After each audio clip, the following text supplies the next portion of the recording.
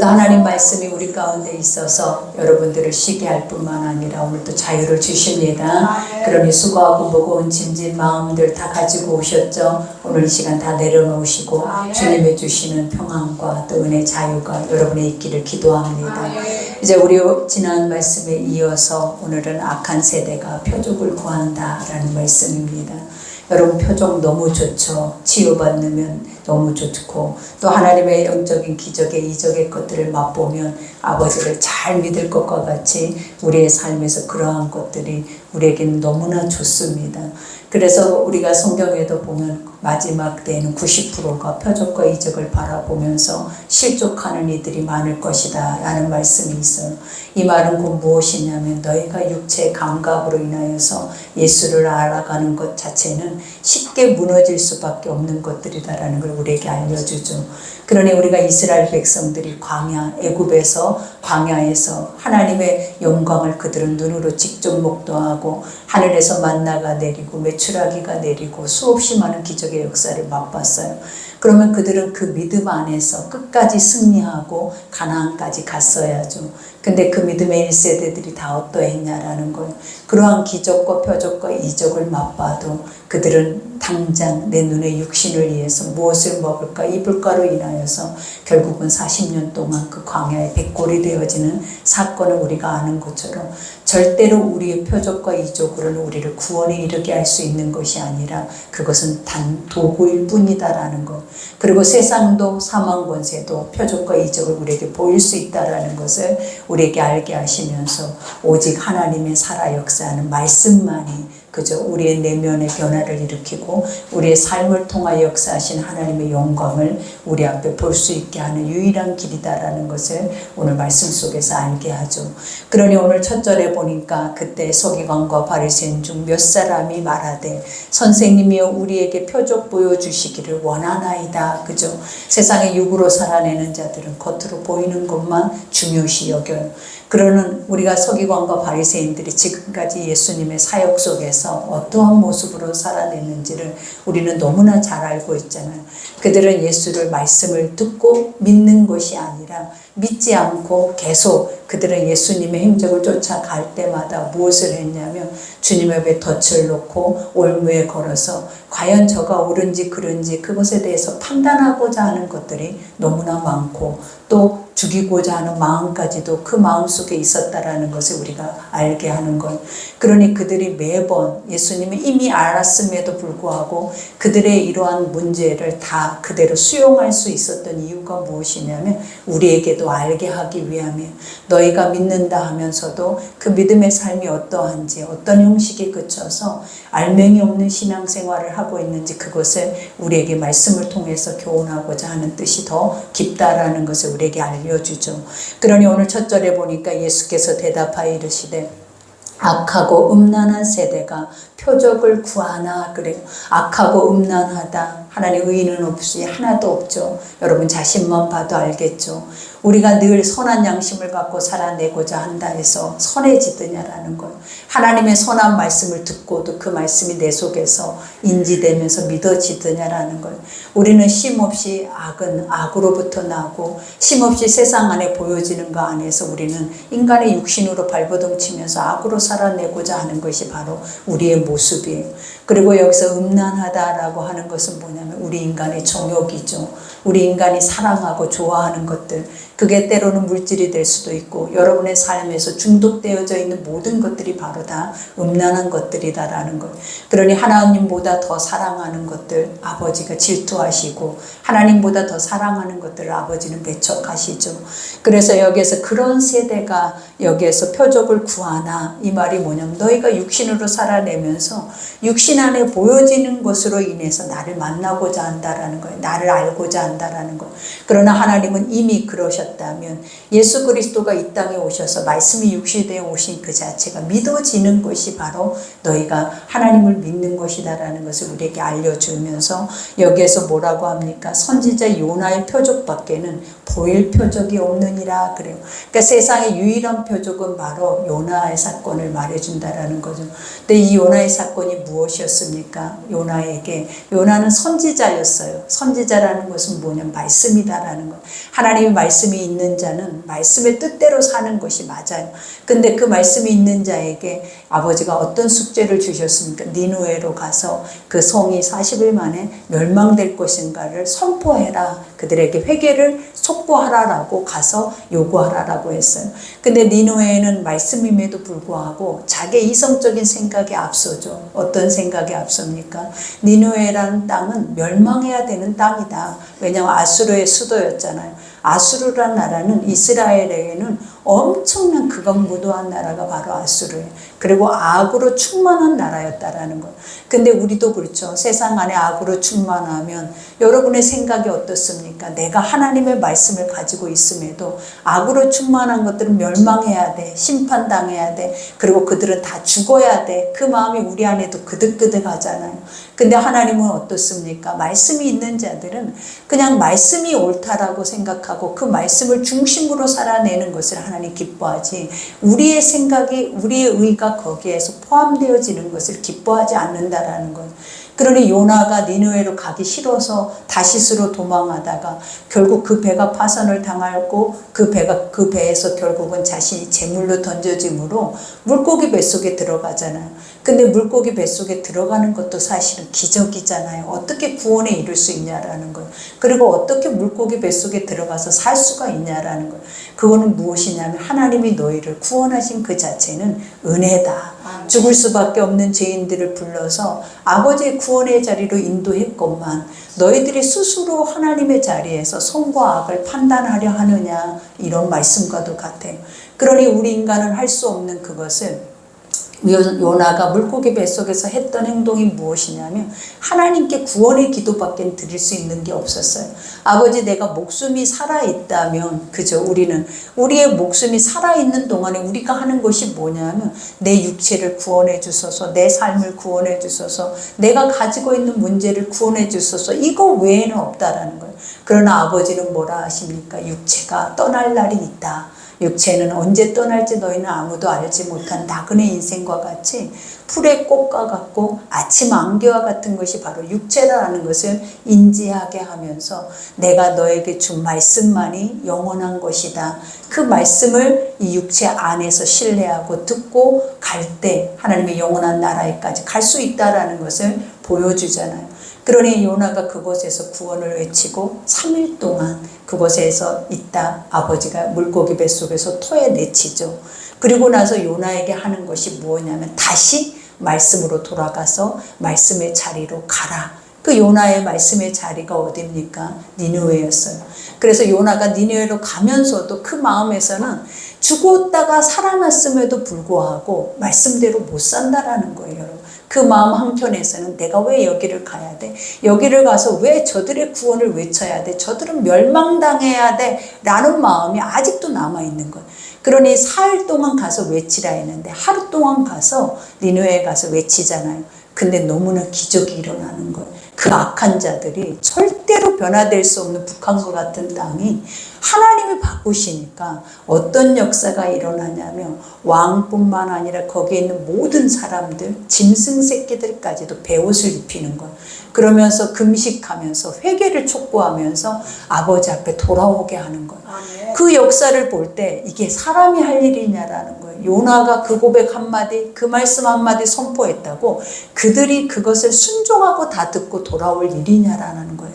근데 그렇게 했다라는 거예요. 그렇게 하신 이가 누구다? 하나님이다라는 거예요. 하나님은 못하실 일이 없어서 우리가 하나님 말씀대로 순종만 하면, 중요한 거는 우리가 절대 안 된다 할지라도 하나님 그 일을 하루아침에 바꿔서 그 니느웨 성을 멸망하지 않고 구원의 자리에 있게 하셨다라는 거예요. 그러니 우리가 이러한 것들을 바라봐도 지금 우리의 모습을 한번 들여다 보여지죠. 말씀이 있는 선지자가 나예요. 근데 나의 삶 안에는 온통 말씀으로 살아가고자 하는 중심보다는 나의 의가 충만한 것을 보게 된다는, 결국 나의 의는 죽을 수밖에 없고 하나님 말씀만이 구원에 이르게 하는데 우리는 아직도 그것을 말씀이 아니면 깨닫지 못하고 돌아올 수 없는 것이다라는 것을 아버지가 알려주죠. 그러면서 여기에서도 고백하죠. 심판 때에 니느웨 사람들이 일어나 이 세대 사람을 정죄하리니 어떻게 그들이 심판당한 자들, 심판당할 수밖에 없는 자들이 거듭나 버리는 거예요. 하나님이 그들에게 구원을 허락하시니까 거듭나니까 그들이 도리어 뭘 하고 있다라는 거예요. 이스라엘 백성들을 책망하고 있다라는 거예요. 껍데기 신앙이라는 것을 알게 하는 거예요. 그러니 우리가 먼저 된 자가 나중되고 나중된 자가 먼저 된다라는 말을 기억하셔야 돼요. 하나님은 북한이든 하나님은 가장 악한 나라이든 어느 곳이라 할지라도 상관없어요. 아버지의 믿음의 사람들이 말씀이 되어서 세상에 나가서 선포한다면 하나님은 그 말씀 그대로 모든 것을 이루실 준비가 되어 있을 뿐만 아니라 구원하실 준비도 되어 있다라는 거예요. 그러니 아직 믿지 않는다 해서 버려질 땅도 아니고 버려질 사람들도 아니고 심판당할 자들이 아니다라는 거예요. 아직 주님의 전에 올라오지 못했다 해서 우리는 저들은 영원히 멸망을 당할 거야 라고 착각하고 우리는 구원받는 존재라고 우리는 착각하고 살아내지만 결국은 나중에 하나님은 우리에게 뭘 경고하냐면 형식과 외식에 매여 있는 껍데기 신앙만을 경고하고 있는 말씀이에요. 그러나 아직 영원히 죽을 수밖에 없는 죄인, 우리가 보면 이방인과 같은 백성들을 도리어 마지막 때 그들에게 거듭나게 해서 너희들을 부끄럽게 할 것이다 라는 것을 경고하고 있죠. 그러면서 여기에서도 고백하죠. 이와 같이 정죄하리니 이는 그들이 요나의 전도를 듣고 회개하였음이거니와 요나보다 더 큰 이가 여기 있다. 그죠? 요나보다 더 큰 이가 누구라라는 거예요. 나 예수 그리스도다. 아멘. 내가 이 땅의 구원자다. 아멘. 그러니 우리가 말씀을 듣고도 사람들은 회개해서 돌아와서 구원을 받는데 실제로 구원자이신 예수 그리스도를 믿지 못함으로 인해서 구원을 받지 못하는 영혼들은 결국은 어떻게 되겠냐라는 거예요. 그러니 그 바리새인과 서기관들에게 외치는 말이 바로 이런 거예요. 네 눈앞에 있는 이가 구원자다. 네 눈앞에 네가 보고 있는 이가 표적과 이적이 아니라 하나님의 나라의 거룩한 아들이다라는 것을 우리에게 깨우치고 있다라는 거예요. 그러니 여러분 날마다 우리는 우리의 삶에 예수를 봅니다. 날마다 우리의 삶에서 구원자이신 예수 그리스도를 대면합니다. 근데 그게 어디에서요? 말씀에서요. 하나님의 말씀은 가려져 있는 것 같지만 성경에서 뭐라 하셨습니까? 그 말씀이 듣고 믿는 자들에게 나는 그들에게 내 얼굴을 보일 것이고 내 이름을 드러낼 것이고 내 언약을 이행할 것이다 라고 약속을 하고 계신다라는 거예요. 그러니 오늘도 우리 안에 있는 구원은 수도 없이 많은 말씀으로 우리에게 쏟아져 나오지만 구원받지 못하고 삶에서도 우리가 수고하고 무거운 짐을 질 수밖에 없는 이유가 무엇이냐면 하나님의 말씀이 있다 하면서 내 의로 살아내는 껍데기 신앙과 같은 모습이기 때문에 우리에게는 구원의 능력이 없음을 주님이 경고하고 계시죠. 그러니 여기에서도 심판 때 남방 여왕이 일어나 이 세대 사람을 정죄하리니 이는 그가 솔로몬의 지혜로운 말을 들으려고 땅 끝에서 왔음이거니와 솔로몬보다 더 큰 이가 여기 있느니라. 우리가 시바 여왕을 말하죠. 그는 아프리카 그 먼 곳에서 은근보화를 가지고 무엇 때문에 솔로몬을 찾아왔냐면 솔로몬의 입에서 나오는 말을 듣기 위해서 찾아온 거예요. 그러나 하나님이 솔로몬의 입의 말이 무엇이라고 그래서 지혜라고 그랬죠. 그 지혜가 무엇이냐면 영적으로 하나님의 마음이라는 거예요. 레브라라고 하는 거예요. 근데 그것을 아버지는 솔로몬에게 그 지혜의 마음을 주셔서 다스릴 수 있는 권세를 주셨다라는 거예요. 그러니 항상 우리는 사람의 마음을 받고 그 마음을 알고 깨닫고 그 마음을 우리가 들을 수 있는 마음, 그죠? 그 마음의 소리를 들을 수 있는 마음이 바로 뭐냐면 지혜라고 하죠. 그러니 솔로몬이 많은 백성들을 다스릴 때도 하나님의 말씀의 지혜로 다스렸고 솔로몬이 왕궁을 지을 때도 하나님의 말씀을 듣고 그 왕궁을 지었고 솔로몬이 통치하고 치리할 때도 말씀으로 모든 것을 행했다는.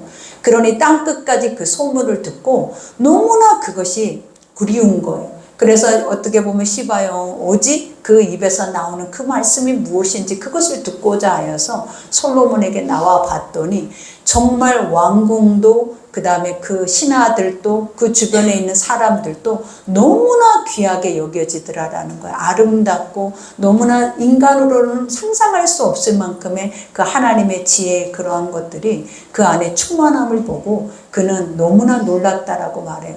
그러면서 그 신하들에게 뭐라고 고백을 했냐면 너희가 나보다 낫다라고, 너희가 너무나 부럽다라고 말해요. 그 이유가 무엇이냐면 날마다 너희 왕의 입에서 나오는 그 말을 들을 수 있는 자가 바로 너희가 아니냐. 그러므로 인해서 너희는 나보다 훨씬 더 귀한 자들이다라고까지 선포를 했다라는 것. 그러나 그 솔로몬보다 더 귀한 이가 누구다? 우리 손안에 있는 말씀이다라는 것. 그러니 이 이스라엘 서기관과 바리새인들에게도 주었던 말이 바로 그거예요. 너희는 눈앞에 가장 귀한 것을 두고도 그것을 잃어버리고 있는 자가 바로 너희다라는 것을 알려주죠. 그러면서 여기서 비유로 말하죠. 더러운 귀신이 사람에게서 나갔을 때에 물 없는 곳으로 다니며 쉬기를 구하되 쉴 곳을 얻지 못하고, 우리가 더러운 귀신이 나갈 때가 언제 더러운 귀신이 나가냐면 말씀이 선포될 때 나가요. 그 말씀이 믿어질 때 나가고 그 다음에 회개가 일어났을 때 더러운 귀신들이 빠져나간다라는 거예요. 그러니 그때 물 없는 곳으로 다니며 쉬기를 구하되 물이 없다라는 것이 뭐냐면 생명이 없다라는 거예요. 그러니까 사람 속에 메마르고 피폐하고 그들의 겉으로는 하나님을 믿고 아버지를 예배하면서 아버지 이름을 부르지만 그들의 심령 안에는 피폐하고 메마르고 공고하고 악독이 가득하고 회칠한 무덤과 같고 그 다음에 독사의 새끼와 같은 그런 무덤들 속으로 뭐 한다라는 거예요. 사망 권세 어둠의 영들은 그들을 찾아다닌다라는 거예요. 그러니 아버지가 늘 우리에게 했던 말이 뭐예요? 무릇 지킬 만한 것보다 네 마음을 지키라 그랬어요. 생명의 근원이 이에서 난다라고 하는 거예요. 모든 사망 권세도 우리 안에 영적인 우리의 내면의 세계를 다 알고 있다라는 거예요. 우리 안에 들어와서 거해야 될 곳인지 아니면 그곳에 들어가면 거할 곳이 아닌 것도 누가 안다? 사망 권세는 알고 있대요.